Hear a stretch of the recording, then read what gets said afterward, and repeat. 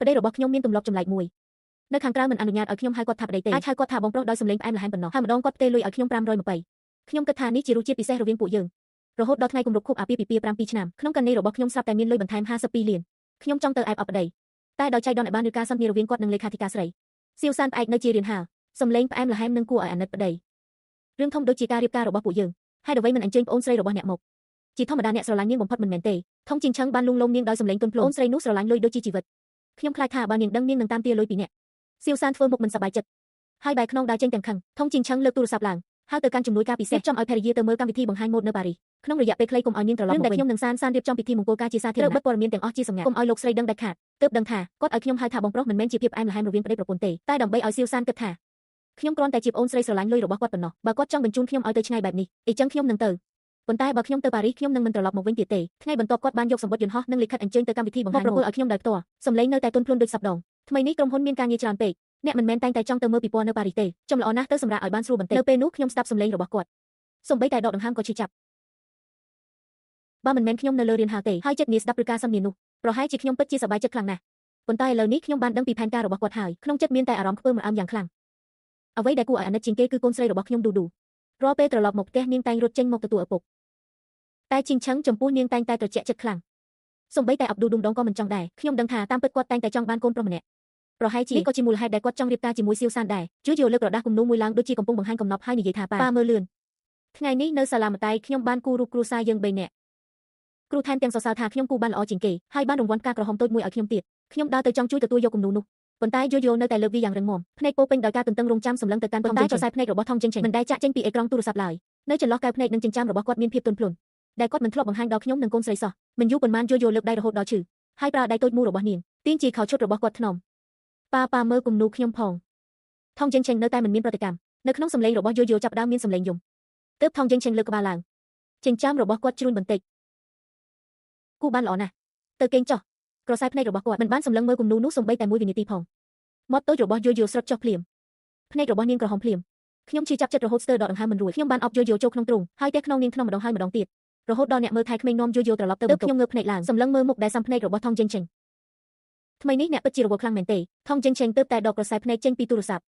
ហើយអ្វីសួររឿងនេះភ្លាមការវិភាគទៅប៉ារីសមិនមែននៅសប្តាហ៍ក្រោយទេបើជាការលំហែកាយអ្នកមិនទៅជាមួយខ្ញុំទេម្រាមដៃឆ្វេងរបស់ថងជិងឆេងកំពុងលូកលាន់ក្នុងលើនាឡិកា Patek Philippe នៅក្តៅស្ដាំក្រុមហ៊ុនទើបទទួលបានគម្រោងធំមួយខ្ញុំមិនអាចចាក់ចេញនេះជាទម្លាប់របស់គាត់តាំងពីក្មេងមក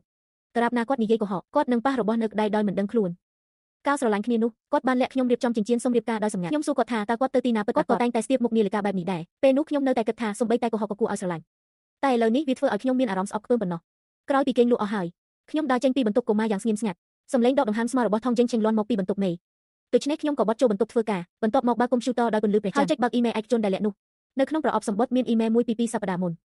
អំពីការងារកាត់ដេរលំដាប់កម្ពុជាទីស្នាក់ការកណ្ដាលរបស់ម៉ាក់បានផ្ញើលិខិតអញ្ជើញមកខ្ញុំជាផ្លូវការឲ្យខ្ញុំធ្វើជាប្រធានអ្នករចនាតំបន់អាស៊ីរបស់ម៉ាក់ខ្ញុំកាលពី6ឆ្នាំមុនធ្លាប់ជាតារារ៉េថ្មីដែលល្បីបំផុតក្នុងពិភពម៉ូដហើយត្រូវបានអ្នកក្នុងវិស័យហៅថាអ្នករចនាអច្ឆរិយៈដែលមានទេពកោសល្យបំផុតក្រោយមកខ្ញុំបានរៀបការជាមួយថងជិងឆេងគាត់កាន់ដៃខ្ញុំដោយភ្នែកក្រហមហើយនិយាយថាមិនចង់ឲ្យខ្ញុំនិយាយថាគាត់នឹងចិញ្ចឹមខ្ញុំដល់ផ្ទះដែលមានសុវត្ថិភាពបំផុតឲ្យខ្ញុំដើម្បីកុំឲ្យប៉ះពាល់ដល់អាជីពរបស់គាត់ខ្ញុំសុខចិត្តលាក់ឈ្មោះនិងអត្តសញ្ញាណរបស់ខ្លួនជាមនុស្សម្នាក់នៅក្នុងរង្វង់នោះដែលរស់នៅជាភរិយាគ្រួសារអ្នកមានដោយពឹងលុយសូម្បីតែនៅចំពោះមុខអ្នកអតីតដើម្បីសហការជាមួយផែនការដ៏មិនសមហេតុផលរបស់គាត់ខ្ញុំអាចបង្ហាញខ្លួនក្នុងនាមជាប្អូនស្រីរបស់គាត់ប៉ុណ្ណោះខ្ញុំសម្លឹងមើលអក្សរបារាំងនៅលើអេក្រង់ម្រាមដៃដាក់លើក្តារចុចហើយខ្ញុំទទួលយកការអញ្ជើញចូលបម្រើការងារតាមពេលកំណត់នៅសប្តាហ៍ក្រោយផ្ញើបានជោគជ័យពេលដងដែលស្ងប់ស្ងាត់អស់6ឆ្នាំរបស់ខ្ញុំស្រាប់តែលោតខ្លាំងឡើងខ្ញុំក៏បើកថតឯកសារសម្ងាត់មួយទៀតមានឯកសារស្កេនសម្បត្តិអាពាហ៍ពិពាហ៍របស់ខ្ញុំនិងថងជីនទាំងកំណត់ត្រាដែលខ្ញុំផ្ដល់សេចក្តីព្រៀងរចនាដល់ក្រុមហ៊ុនម៉ូដអស់ជាច្រើនឆ្នាំនិងកំណត់ត្រាជែកដែលគាត់ឲ្យខ្ញុំហៅថាបងប្រុសជាញឹកញាប់នៅខាងក្រៅខ្ញុំបានខ្ចប់ឯកសារទាំងអស់ផ្ញើទៅមេធាវីលេនហើយទុកត្រឹមមួយប្រយោគថាគុំទាន់ប្តឹងរងចាំឲ្យពួកគេរៀបចំពិធីមង្គលការចប់សិនពេលថ្ងៃមុនចេញដំណើរខ្ញុំបានទៅទីស្នាក់ការកណ្ដាលក្រុមហ៊ុនម៉ូដរបស់ថងជីងឆឹងដើម្បីបំពេញបែបបទយកឯកសារទិដ្ឋាការតាមផ្លូវបុគ្គលិកចាស់របស់ក្រុមហ៊ុនគ្រប់គ្នាសម្លឹងមកខ្ញុំដោយក្រសែភ្នែកស្មុគស្មាញពួកគេទាំងអស់សុទ្ធតែដឹងប៉ុន្មានឆ្នាំមកនេះខ្ញុំតែងតែនៅពីក្រោយឆាកគំនូររចនាស្នូលសំខាន់បំផុតឲ្យក្រុមហ៊ុនប៉ុន្តែស្ទើរតែគ្មាននរណាម្នាក់ដឹងទេថាខ្ញុំទើបជាអ្នកស្រីថងពិតប្រាកដតើមកដល់មុខការិយាល័យប្រធានក្រុមហ៊ុនការិយាល័យស្រាប់តែបើកពីខាងក្នុងឈៀវសិនដល់ចេញមករកខ្សែស្ដាងលើខ្លួននាងតឹងជាប់ខ្លាំងអោបើកទៀបខ្លាំងពេលឃើញខ្ញុំនាងភាំងមួយផ្លែតបន្ទាប់មកក៏ខ្ទប់មាត់សើយ៉ាងទន់ភ្លន់អុយប្អូនស្រីយ៉ាយាយមកធ្វើអ្វីសំឡេងរបស់នាងផ្អែមល្ហែមនិងស្អិតល្មួតហើយថែមទាំងមានការបង្កហេតុដោយមិនលាក់បាំងមករកបងយេងឆិនសុំលុយចាយទៀតហើយឬតាមពិតទៅបើអ្នកទិញកាបូបតិចបន្តិចក៏មិនដល់ថ្នាក់រត់មកក្រុមហ៊ុនជាញឹកញាប់ទេមករំខានការងាររបស់បងយេងឆិនឈៀវសិននិយាយដោយទំនុកចិត្តដូចជាម្ចាស់ផ្ទះស្រីខ្ញុំបានឬបងយេងឆិននិយាយរួចហើយអ្នកគ្រាន់តែជាមនុស្សលោភលន់មិនចេះឆ្អែតប៉ុណ្ណោះប្អូនស្រីអាក្រក់ដែលគ្រួសារបង្ខំឲ្យមកស៊ីមកផឹកដោយឥតគិតថ្លៃ ខ្ញុំសម្លឹងមើលគាត់ដោយក្រសែភ្នែកត្រជាក់ក្រហមនៅចំហៀងនោះមើលទៅច្បាស់ខ្លាំងកាលពីយប់មិញថងជិងឆេងនិយាយថាត្រូវធ្វើការបន្ថែមម៉ោងមួយយប់គាត់មិនបានត្រឡប់មកវិញទេខ្ញុំនិយាយស្រាលថាចេញផ្លូវមុខរបស់ឈៀវសិនរឹងស្ទើរភ្លាមភ្នែករបស់នាងក្រហមឡើងភ្លាមឆៃកុំខឹងអីខ្ញុំដឹងថាអ្នកមិនដែលចូលចិត្តខ្ញុំទេប៉ុន្តែបងជិងឆេងបាននិយាយថាក្រោយពេលពួកយើងរៀបការរួចអ្នកក៏ត្រូវហៅខ្ញុំថាបងថ្លៃដែរថងជិងឆេងដើរចេញពីការិយាល័យយ៉ាងលឿនហើយការពារឆេងសិននៅពីក្រោយក្នុងភ្លាមគាត់មិនទាំងពាក់អាវក្រៅឈុតផងប៊ូតុងអាវសពស្ត្រូវបានដោះចេញនៅលើឆ្អឹងក្ដោះរបស់គាត់ថែមទាំងមានស្នាមក្រែមលាបមាត់តិចតួចដែលមិនសូវច្បាស់ថងជិងឆេងសម្លឹងមកខ្ញុំដោយជួនចិញ្ចាំសិនឆៃអ្នកកំពុងបង្ករឿងអ្វីទៀតខ្ញុំមកយកឯកសារសម្រាប់ទៅប៉ារីសទឹកមុខរបស់ថងជិងឆេងទើបធូរស្រាលបន្តិចឯកសារនៅលើតុអ្នកចូលទៅយកដោយខ្លួនឯងចុះខ្ញុំដើរកាត់ពួកគេហើយចូលទៅក្នុងការិយាល័យបន្ទាប់ពីយកឯកសាររួចខ្ញុំក៏ត្រៀមចាក់ចេញភ្នែកបានក្រឡេកឃើញជាឯកសារមួយដោយចៃដន្យមានរូបថតមួយសន្លឹកលេចចេញពីខាងក្រោមស្លៀករ៉ូបអាពាហ៍ពិពាហ៍ពណ៌ស្អាតញឹមយ៉ាងផ្អែមល្ហែមនិងភ្លឺចែងចាំងផ្អែកខ្លួននៅក្នុងអបរបស់ថងជីងឆឹងអន់មើលនាងក្នុងភ្នែកពោពេញដោយភាពស្រឡាញ់ទន់ភ្លន់នៅខាងក្រោយរូបថតជាអក្សរដៃស្អាតរបស់សៀវសានលោកថងនិងលោកស្រីថងនាពេលអនាគតស្រឡាញ់គ្នាជារៀងរហូតនៅវិនាទីនោះឈាមទាំងរាងកាយរបស់ខ្ញុំហាក់ដូចជាហូរបញ្ច្រាស់ថងជីងឆឹងបានឃើញរូបថតនៅក្នុងដៃខ្ញុំទឹកមុខរបស់គាត់ប្រែប្រួលភ្លាមគាត់ឆក់យករូបថតពីដៃខ្ញុំភ្លាមដោយសារចលនាខ្លាំងពេកគាត់បានប៉ះកែវកាហ្វេនៅលើតុដោយផ្ទាល់អ្នកណាអនុញ្ញាតឲ្យអ្នករឹកកកាយខ្ញុំសម្លឹងមើលគាត់ដោយស្ងប់ស្ងាត់ខណៈដែលគាត់ប្រញាប់ទាញក្រដាសជូតមាត់ទៅជូតស្នាមកាហ្វេលើរូបថតយ៉ាងប្រុងប្រយ័ត្នខ្លាំងហាក់ដូចជារូបថតនោះជារបស់មានតម្លៃបំផុតសម្រាប់គាត់ខ្ញុំបែរខ្នងហើយដើរចេញពីការិយាល័យម្ដងមួយជំហានខ្ញុំមិនដែលងាកក្រោយមើលទេព្រោះខ្ញុំខ្លាចថាបើងាកក្រោយមើលខ្ញុំនឹងទប់អារម្មណ៍អួតមិនបាននៅយប់នោះខ្ញុំបានធ្វើម្ហូបឆ្អឹងជំនីជូរអែមដែលថងជិងឆេងចូលចិត្តជាងគេជួយយកអង្គុយលើកៅអីបាយហើយសម្លឹងមើលខ្ញុំដោយក្តីចង់ដឹងថ្ងៃនេះម៉ាក់សប្បាយចិត្តណាស់ខ្ញុំលូកដៃញីសក់របស់គេថ្នមហើយមិនបាននិយាយអ្វីទាំងអស់ព្រោះនេះជាអាហារចុងក្រោយហើយតែយប់នេះបែរជាខុសធម្មតាថងជិងឆេងបានត្រឡប់មកផ្ទះទាន់ពេលហើយថែមទាំងសរសើរនៅតុបាយជាលើកកម្រងមួយថារសជាតិឆ្អឹងជំនីនេះឆ្ងាញ់ណាស់អ្នកលំបាកហើយខ្ញុំអន់ក្បាលគោអង្ករក្នុងចានមិនបានឆ្លើយតបមួយម៉ាត់ទេបន្ទាប់ពីញ៉ាំបាយរួចថងជិងឆេងបានទៅទទួលទូរស័ព្ទនៅយោលូកក្បាលតូចចេញពីក្រោយបង្អួចកញ្ចក់ក្នុងបន្ទប់ទទួលភ្ញៀវបាក់មើលនោះប៉ាទៅតែញឹមមិញនេះគាត់មិនបានញឹមនៅផ្ទះយូរណាស់មកហើ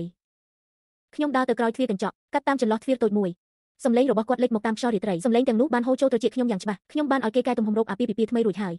ថ្ងៃស្អែកទៅហាងសាកដោយផ្ទាល់ថងជីងឆឹងសាយតិចដោយសំឡេងទាបជាការពិតត្រូវជ្រើសយករបស់ថ្លៃបំផុតសានអ្នកគឺជាភរិយាតែម្នាក់គត់របស់ខ្ញុំថងជីងឆឹងខ្ញុំនឹងផ្ដល់អ្វីដែលល្អបំផុតពេលដូនខ្ញុំឈឺចុកយ៉ាងខ្លាំងឈឺដល់ថ្នាក់ខ្ញុំកង់ខ្លួនចុះខ្ញុំបើកក្បាលរ៉ូប៊ីណេទឹកក្នុងផ្ទះបាយដល់កម្រិតអត់បលម៉ាសំឡេងទឹកហូរខ្លាំងបានបាំងសំឡេងយំដែលខ្ញុំទប់មិនបានទូរត់មកហើយឈរលើចុងជើង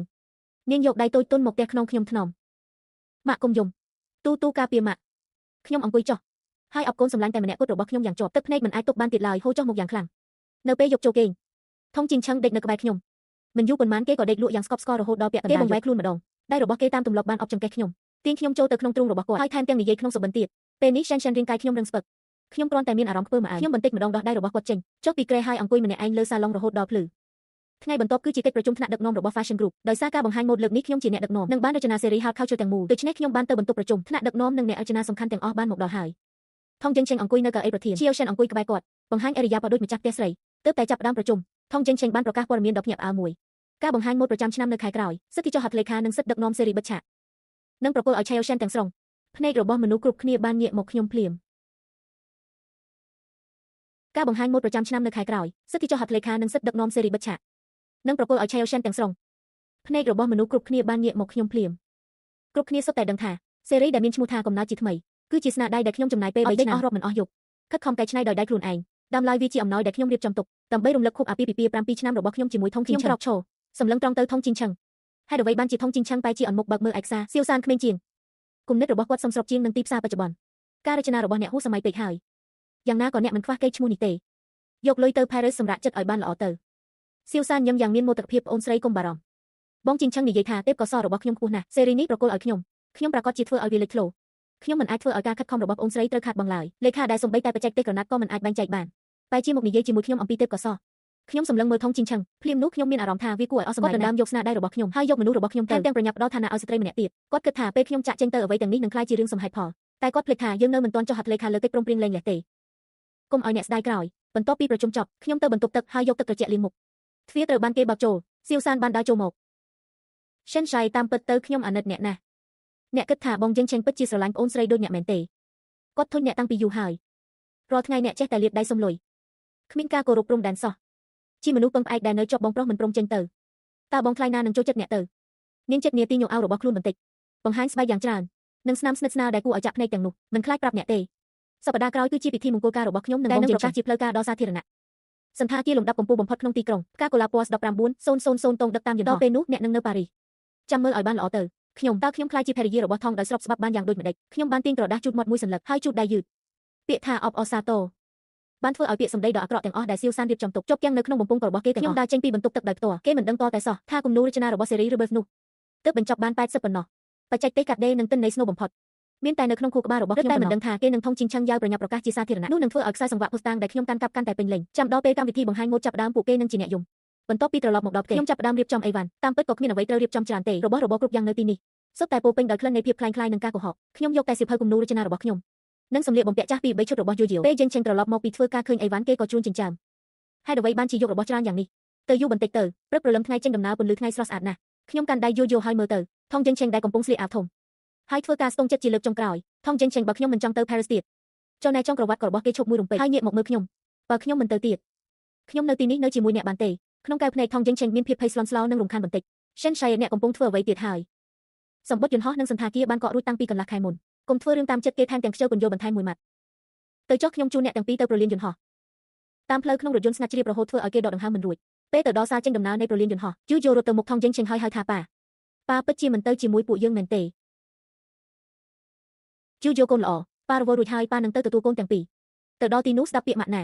ពេលចុះពីយន្តហោះផ្ញើសារមកប៉ាលុយក្នុងកាតចង់ប្រើប៉ុណ្ណាក៏ប្រើទៅខ្ញុំមើលទៅមនុស្សដែលខ្ញុំស្រឡាញ់អស់រយៈពេល7ឆ្នាំតែជាធ្វើឲ្យមុខខ្ញុំរបួសពេញខ្លួនគេគិតថាបើបញ្ជូនខ្ញុំឡើងយន្តហោះគេនឹងអាចស្ងប់ចិត្តទៅធ្វើជាកូនកំលោះរបស់គេប៉ុន្តែគេមិនដឹងទេចាប់ពីពេលនេះទៅរាល់ពេលដែលគេលើកដៃកាន់ដៃសៀវសានជាសាធារណៈរាល់ពេលដែលគេលើកសៀវសានឲ្យឈរនៅតំណែងជាភរិយាវានឹងក្លាយជាភស្តុតាងដែលបំផ្លាញគេនៅថ្ងៃក្រោយទៅទីក្រុងវិញហើយកុំជួបគ្នាទៀតល្អបំផុតគឺកុំជួបគ្នាទៀតរហូតមកដល់កន្លែងម៉ាក់ហើយនេះគឺ Paris មែនទេដល់ហើយឬនៅអ្នកបើកឡានរបស់សន្តាគារកំពុងរងចាំនៅច្រកចេញផ្ញើទីតាំងមកខ្ញុំពេញ5ឆ្នាំទីបំផុតអ្នកប្រមូលអភិវឌ្ឍអាជីពនៅ Paris ហើយបងអៃលីនខ្ញុំត្រឡប់មកហើយបើអីចឹងកុំងាកក្រោយទៀតមិនទៀតទេសួស្ដីអ្នកមីងស្អាតសួស្ដីព្រះនាងតូចចាប់ពីពេលនេះនៅ Paris មីងនឹងការពារកូននិងម៉ាក់របស់កូនគេនៅតែគិតថាខ្ញុំនឹងស្ដាប់បង្គាប់ទៅស្នាក់នៅសន្តាគារដែលគេរៀបចំហើយប្រើកាតរបស់គេចាំគាត់មកទទួលនេះជាផ្ទះល្វែងដែលខាងក្រុមហ៊ុនរៀបចំឲ្យអ្នករួមទាំងសន្តិសុខការធ្វើដំណើរទៅសាលានិងស្ទូឌីយោក៏រៀបចំរួចហើយសន្តាគារដែលថងជីងឆឹងក៏ឲ្យអ្នកខ្ញុំបានឲ្យគេលុបការកក់រួចហើយរំខានអ្នកហើយអ្នកនៅខ្លាចរំខានអ្នកអតីតទៀតឬកាលពីមុនអ្នកម្នាក់ឯងបានត្រត្រង់ការងាររចនារបស់មិត្តរួមការងារពាក់កណ្ដាលផងហើយអ្វីពេលនោះមិនខ្លាចរំខានពីមុនល្ងងចុះឥឡូវភ្ញាក់ខ្លួនហើយម៉ាក់យើងនឹងរស់នៅទីនេះទៅមែនទេបើកូនចូលចិត្តយើងនឹងរស់នៅទីនេះចុះប៉ាដឹងទេគាត់មិនចាំបាច់ដឹងទេហើយអ្វីមិនត្រឡប់មកអ្នកបើកបរនិយាយថាគាត់មិនបានទទួលអ្នកទេសិនជាអីកុំធ្វើអីទៀតគាត់នៅតែគិតថាអ្នកកំពុងខឹងគាត់តែងតែគិតបែបនេះម៉ោង 9 ព្រឹកស្អែកសូមត្រកថាសម្រាប់ពិធីជប់លៀងក្រុមប្រឹក្សាភិបាលអ្នករៀបចំរួចហើយឬនៅ6 ឆ្នាំហើយខ្ញុំបានត្រៀមរាល់ថ្ងៃសមាជិកក្រុមប្រឹក្សាភិបាលទាំងអស់នេះគឺសិនជាអ៊ីអ្នកនាងសិនសូមស្វាគមន៍ការចូលរួមរបស់អ្នកប៉ុន្តែយើងត្រូវបញ្ជាក់រឿងមួយជាមុនអ្នកបាននិយាយថាអ្នកចាក់ចេញពី Fashion Frontier អស់6 ឆ្នាំហើយមិនដឹងថារសជាតិរចនារបស់អ្នកនៅតែតាមទាន់និន្នាការសម័យនេះខ្ញុំនឹងបង្ហាញឲ្យអ្នកឃើញស៊េរីនេះមានឈ្មោះថាកំណើតជាថ្មីចំណុចសំខាន់មិនមែនភាពប្រណីតទេប៉ុន្តែជាគំនិតផុសចេញពីសម្បកគំនិតនេះស្ដាប់ទៅល្អណាស់ចុះបច្ចេកទេសរចនាជាក់ស្ដែងវិញ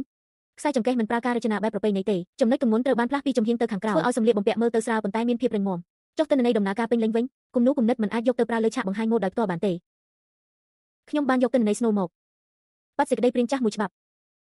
មិនបានជាបាត់ឯកសារព្រាងចាស់នេះកាលពីមុនមានរក្សាទុកនៅ server របស់មិត្តរួមការងារមុនពេលខ្ញុំចាក់ចេញខ្ញុំមិនអាចយកវាចេញបានទេវានឹងប៉ះពាល់ដល់គម្រោងសំខាន់ចុងក្រោយមែនទេវានឹងប៉ះពាល់ដល់គម្រោងចាស់មានន័យថាម៉េចមានន័យថាខ្ញុំមិនប្រើគម្រោងចាស់ទៀតទេអ្នកត្រូវធ្វើថ្មីភ្លាមមែនទេមិនមែនភ្លាមទេគឺបោះចោលខ្លួនខ្ញុំកាលពី6 ឆ្នាំមុនទាំងស្រុងទុកពេលឲ្យខ្ញុំ48 ម៉ោងខ្ញុំនឹងរៀបចំគម្រោងថ្មីមួយដែលបិទវត្តទាំងស្រុង48 ម៉ោងអ្នកប្រាកដទេប្រាកដធ្វើផ្លូវបច្ចេកទេសថ្មីក្នុង48 ម៉ោងអ្នកកំពុងបង្ខំខ្លួនឯងហើយគ្មានវិធីទេបើទុកឲ្យវាធ្លាក់ទៅក្នុងដៃតុងជីងឆឹងបើខ្ញុំនៅតែប្រើគម្រោងចាស់ គេនឹងគ្រប់គ្រងជីវិតរបស់ខ្ញុំតើឲ្យខ្ញុំរកក្រុមបច្ចេកទេសជួយយកវាមកវិញទេមិនបាច់ទេហេតុអ្វីតុងជីងឆឹងមិនទាន់ដឹងនៅឡើយទេថាខ្ញុំបានឈរនៅខាងនេះហើយការចូលប្រើដែលខុសប្រក្រតីណាមួយនឹងជូនដំណឹងដល់គេអញ្ចឹងអ្នកអាចទ្រាំបានទេទ្រាំមិនបានក៏ត្រូវតែទ្រាំបើបែកមុខគ្នាឥឡូវនេះវានឹងមានតែប្រយោជន៍ដល់ពួកគេបច្ចេកវិទ្យាចំនួនថ្មីនៃស៊េរី Rebirth នឹងត្រូវបន្ត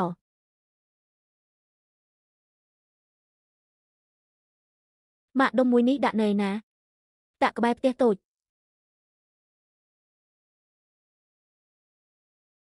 ម៉ាក់ទូរស័ព្ទម៉ាក់ភ្លឺហើយយប់នេះលោកតុងជីងឆឹងប្រធានក្រុមហ៊ុននឹងបង្ហាញខ្លួនជាផ្លូវការជាមួយភរិយាថ្មីលោកស្រីសៀវសានលោកថងមហាជននិយាយថាលោកស្រឡាញ់អ្នកនាងសៀវខ្លាំងបំផុតពិតមែនឬនាងមិនមែនជាកញ្ញាសៀវទេនេះគឺភរិយារបស់ខ្ញុំសៀវសានម៉ាក់ហេតុអ្វីប៉ានៅក្នុងទូរទស្សន៍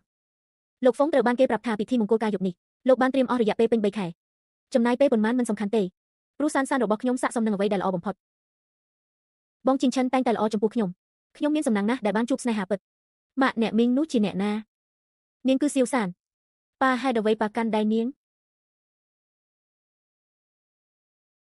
លោកផឹងនិងភរិយាពិតជាគូស័ក្តិសមនឹងគ្នាណាស់មនុស្សជាច្រើននិយាយថាភរិយាលោកមិនមែនជាម៉ាក់ទេពីមុនគឺមែនតែឥឡូវនេះវិញ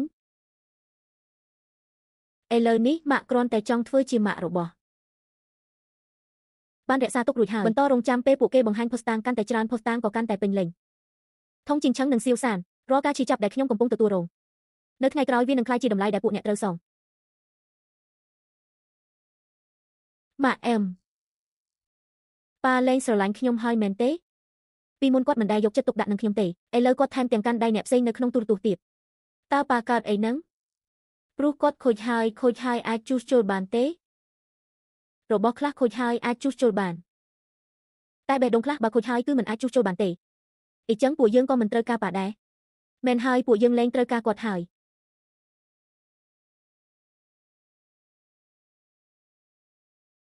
ជួយយកក្រោកឡើងញ៉ាំអាហារពេលព្រឹក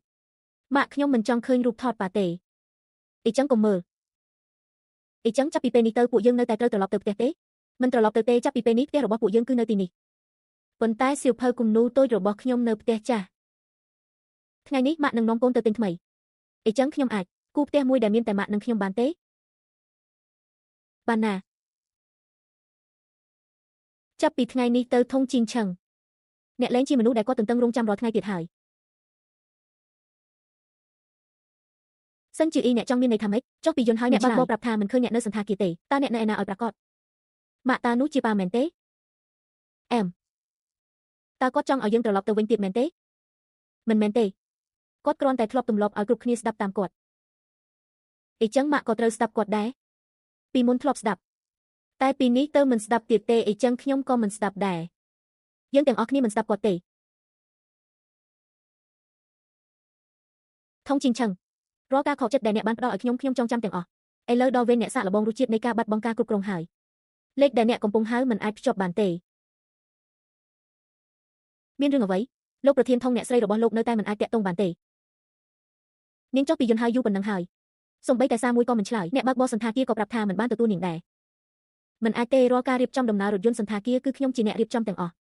តើយើងគួរតាក់ទងទៅផ្នែកទទួលភ្ញៀវសន្តាគារនៅប៉ារីសទេតាក់ទងឥឡូវនេះទៅសួស្ដីតើលោកចង់កក់បន្ទប់មែនទេសួស្ដីខ្ញុំចង់សួរបញ្ជាក់បន្តិចថាតើលោកស្រីសិនជាអ៊ីបានចូលស្នាក់នៅថ្ងៃនេះចាំបន្តិចប្រាប់ពួកគេថានាងជាភរិយារបស់ខ្ញុំលោកស្រីសិនជាអ៊ីគឺជាភ្ញៀវដែលលោកថងបានកក់ទុកសូមអភ័យទោសលោកស្រីសិនមិនបានចូលស្នាក់ទេបន្ទប់របស់នាងត្រូវបានលុបចោលនៅព្រឹកនេះអ្នកណាជាអ្នកលុបចោលតាមប្រព័ន្ធបង្ហាញថាលោកស្រីសិនជាអ្នកអនុញ្ញាតឲ្យលុបចោលដោយខ្លួនឯងនាងហ៊ានធ្វើដល់ថ្នាក់នេះហើយលោកថងប្រហែលជាភរិយាគ្រាន់តែបដូរសន្តាគារជាបណ្ដោះអាសន្នទេពិនិត្យកំណត់ត្រាចំណាយរបស់នាងកាត់បន្ថែមនិងកាត់ខ្មៅពិនិត្យគ្រប់កាន់នេះទាំងអស់ភ្លាមលោកថងខ្ញុំរកឃើញហើយសូមនិយាយមកបន្ទាប់ពីភរិយាជនបានប្រើកាត់បន្ថែមរបស់លោកសំបីមួយសន្លឹកទេចុះសន្តាគារមិនបានស្នាក់ទេផ្សារទំនើបនិងភោជនីយដ្ឋានសំបីតែរថយន្តក៏គ្មានកំណត់ត្រាដែរនាងនៅប៉ារីសជាមួយកូនបើមិនចំណាយលុយខ្ញុំតើនាងអាចទៅណាបាននៅមិនទាន់រកឃើញនៅឡើយទេបន្តស៊ើបរកទៅមើលថាស្ត្រីដែលគ្មានការងារធ្វើអស់6ឆ្នាំម្នាក់នេះអាចទ្រាំបានប៉ុន្មានថ្ងៃយប់ជ្រៅហើយតើអ្នកចង់ធ្វើអ្វីឲ្យប្រាកដ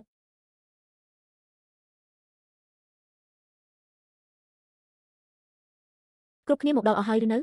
អ្នកស្រីសៀវមនុស្សមកដល់ស្ទើរតែគ្រប់គ្នាហើយចាប់ពីពេលនេះទៅកុំហៅថាអ្នកស្រីសៀវអញ្ចឹងលោកស្រីចង់ឲ្យពួកយើងហៅថាម៉េចហៅថា Director សៀវ Director សៀវមានបញ្ហាអ្វី អត់ទេគ្រាន់តែ Series Rebirth មុននេះគឺលោកគ្រូសិនជាអ្នកទទួលខុសត្រូវពួកយើងមិនទាន់ទទួលបានឯកសារប្រគល់ការងារជាផ្លូវការទេលោកផេងបាននិយាយរួចហើយចាប់ពីពេលនេះទៅ Series Rebirth នឹងឲ្យខ្ញុំដឹកនាំបានប៉ុន្តែពួកយើងត្រូវការទិន្នន័យបច្ចេកទេសពេញលេញជាពិសេសម៉ូដសំខាន់បំផុតវាខ្វះប៉ារ៉ាម៉ែត្រកាត់ដេរបែប3វិមាត្របើអីចឹងក្រោយមកយើងមិនអាចធ្វើអ្នកមិនមែនជាប្រធានផ្នែក design ទេហេតុអ្វីសំបីតែរឿងប៉ុណ្ណេះក៏ត្រូវមកសួរខ្ញុំនេះជាទិន្នន័យ Snow មិនមែនជារឿងតូចតែទេសិនជា អាចធ្វើបានពួកអ្នកធ្វើតាមនេះមិនបានទេលោកប្រធាន Chell ខាងលោកគ្រូ Shen បានទុកប្លង់តែ80ប៉ុណ្ណោះផ្នែកដែលនៅសល់ត្រូវឲ្យគាត់ផ្ទាល់បញ្ជាក់គាត់ទៅ Paris ហើយតើត្រូវបញ្ជាក់អ្វីទៀតចាប់ពីពេលនេះត្រូវស្ដាប់ខ្ញុំពណ៌ទាំងនេះងឹតពេកនេះជាពណ៌ Snow របស់ Series Rebirth ខ្ញុំមិនចូលចិត្តទេដកពណ៌ប្រភេទស្រអាប់ទាំងនេះចេញអស់អញ្ចឹងបដូរទៅពណ៌អ្វីពណ៌ Mist Champagne ពណ៌ Spiral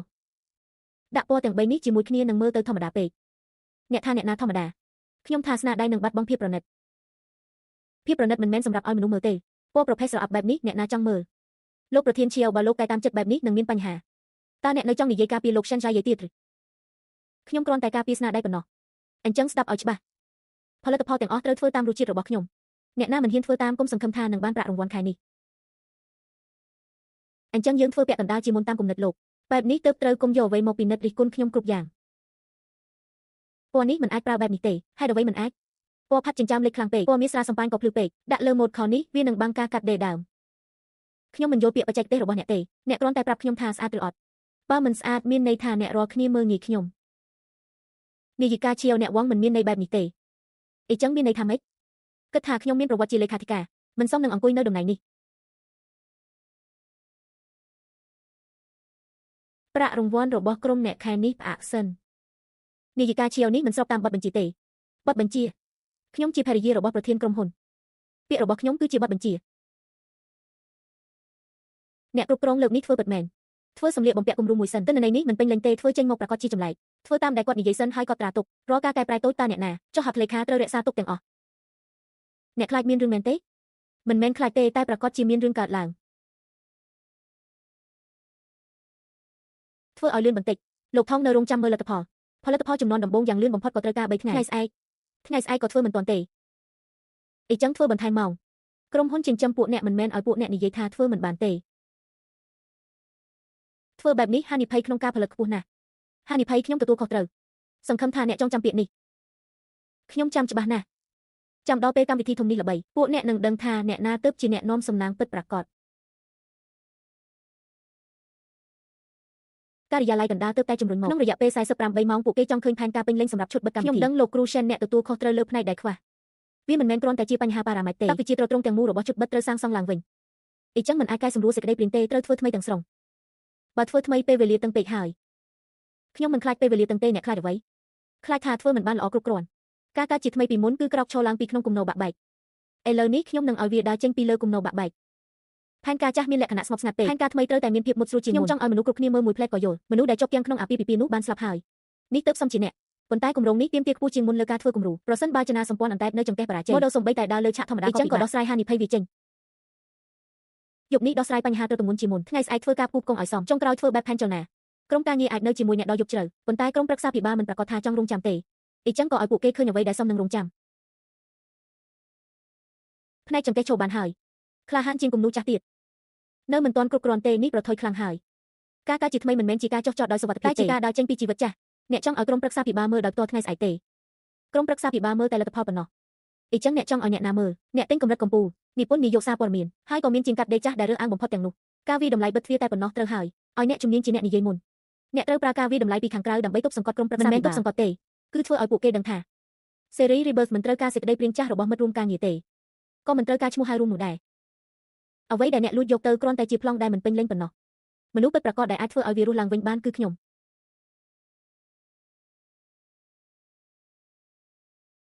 អ្នកទិញទំនិញលំដាប់កម្ពុជានិពន្ធនាយកសារព័ត៌មានទីប្រឹក្សាម៉ាករបស់ជាងកាត់ដេរចាស់អ្នកបានហៅមនុស្សស្ទើរតែពាក់កណ្ដាលពិភពម៉ូដមកហើយខ្ញុំមានទំនុកចិត្តថាខ្ញុំអាចយក Series Rebirth ឈ្នះភ្នែកដ៏រើសអើងរបស់ប៉ុន្តែ Series Rebirth មិនទាន់ចេញផ្សាយជាផ្លូវការទេពួកគេមើលមុនវាមានហានិភ័យលេចធ្លាយព័ត៌មានមិនអីទេអ្វីដែលមានតម្លៃពិតប្រាកដមិនមែនស្នាដៃទេប៉ុន្តែគឺការបំផុសគំនិតរបស់ខ្ញុំប៉ុន្តែដើម្បីការពារហានិភ័យទូរស័ព្ទរបស់អ្នកទាំងអស់ដែលចូលមកយប់នេះត្រូវប្រមូលទុកអរគុណដែលបានជួយមានរឿងមួយទៀតខាងមិត្តរួមការងាររសៀលនេះបានបញ្ចេញរូបគំរូមួយឈុតទៀតពួកគេបានបញ្ចេញអ្វីពួកគេសំបីតែយកឈ្មោះ Series Rebirth មកប្រើដោយផ្ទាល់ពួកគេលួចយកទៅមុនអនុញ្ញាតឲ្យពួកគេអួតសិនចុះឥឡូវនេះកាន់តែបង្កើតភាពល្បីខ្លាំងពេលក្រោយពេលគិតបញ្ជីទូទាត់ពួកគេនឹងរងគ្រោះកាន់តែធ្ងន់ អ្នកទាំងអស់គ្នាយប់នេះជាការសាកល្បងវិទ្យាហាមថតរូបនិងហាមផ្សព្វផ្សាយខាងក្រៅមើលតែស្នាដៃប៉ុណ្ណោះ Monodico Skinner A place at home car show Destawi di Prezzo Dispari di Prezzo el devem di Firka Kuda Double Orgelda di Shoes Fine Parlor សូមអ្នកទាំងអស់គ្នាមើលនេះគឺជាការរចនាគំនិតសម្រាប់ស៊េរី Rebirth របស់យើងខ្ញុំមានសំណួរមួយក្រុមហ៊ុនថងឆ្វេងនេះក៏កំពុងផ្សព្វផ្សាយស៊េរីមួយឈ្មោះ Rebirth ហើយទីដៅរបស់វាស្រដៀងនឹងរបស់អ្នកខ្លាំងណាស់អ្នកនាង Shen តើអ្នកនិងក្រុមហ៊ុនថងឆ្វេងមានទំនាក់ទំនងអ្វីនឹងគ្នាពីមុនធ្លាប់មានកិច្ចសហការផ្ដល់សិទ្ធិចុះឥឡូវនេះវិញឥឡូវនេះគ្មានទៀតទេតើអ្នកបញ្ជាក់ដោយរបៀបណាការរចនា Rebirth ទាំងអស់គឺជាស្នាដៃរបស់ខ្ញុំតែម្នាក់ឯងហើយអ្វីដែលសំខាន់បំផុតគឺការរចនារបស់ខ្ញុំបានចាប់ផ្ដើមគម្រោងមុនក្រុមហ៊ុនថងឆ្វេងហើយក៏មុនដល់ទៅ3ឆ្នាំផងដែរគ្មានហានិភ័យផ្នែកសិទ្ធិបញ្ញាទាំងស្រុងសូមអ្នកទាំងអស់គ្នាមានទំនុកចិត្តអ្នកនាង Shen ពួកយើងបានទៀងទាត់រួចហើយលទ្ធផលគឺការរចនា Snow នៃ Series Rebirth ត្រូវបានចុះបញ្ជីក្រោមឈ្មោះរបស់អ្នកមុនគេក្រុមហ៊ុនមានតែសិទ្ធិប្រើប្រាស់ពាណិជ្ជកម្មជាដំណាក់កាលប៉ុណ្ណោះនោះមានន័យថាក្រុមហ៊ុនមិនអាចបន្តអភិវឌ្ឍដោយលើសិទ្ធិនេះបានទេលុះត្រាតែអ្នកនាង Shen បន្តផ្ដល់សិទ្ធិខ្ញុំនឹងមិនបន្តផ្ដល់សិទ្ធិទេអញ្ចឹងពួកយើងអាចរៀបចំទុកជាមុនបានលិខិតបញ្ចប់ការអនុញ្ញាតនិងលិខិតព្រមានការរំលោភសិទ្ធិរៀបចំទុកសិនមិនចាំបាច់ផ្ញើភ្លាមទេរងចាំឲ្យពួកគេបញ្ចប់ការប្រើប្រាស់ពាណិជ្ជកម្មជាសាធារណៈសិនបន្ទាប់មកយើងនឹងចាប់ផ្ដើមការពារសិទ្ធិតាមការរក្សាទុកភស្តុតាងត្រូវតែពេញលេញកាលពីមុនខ្ញុំបានឲ្យក្រុមហ៊ុនខ្ចីស្នាដៃរបស់ខ្ញុំព្រោះគិតដល់ចំណងប្តីប្រពន្ធជាមួយថងជិនឆេងឥឡូវនេះស្នេហាបាត់ទៅហើយរបស់ទាំងនោះក៏គួរតែប្រគល់មកជាការបង្ហាញប្រចាំឆ្នាំដូចស្នាដៃបិទឆាកស៊េរីថងឆេងទឹកនាំដោយអ្នកស្រីហ្វេងឈ្មោះជាវ Shen ផ្ទាល់